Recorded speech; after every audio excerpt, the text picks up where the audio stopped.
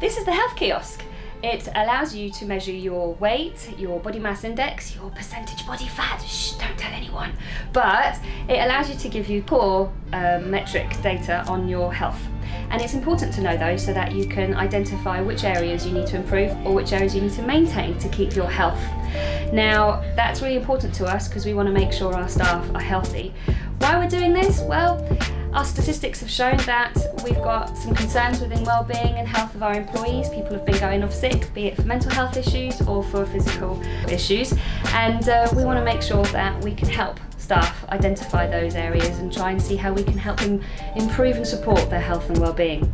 So we've got loads of initiatives coming across in 2018, and that's all basically to help you guys and any future staff coming to join Eurostar.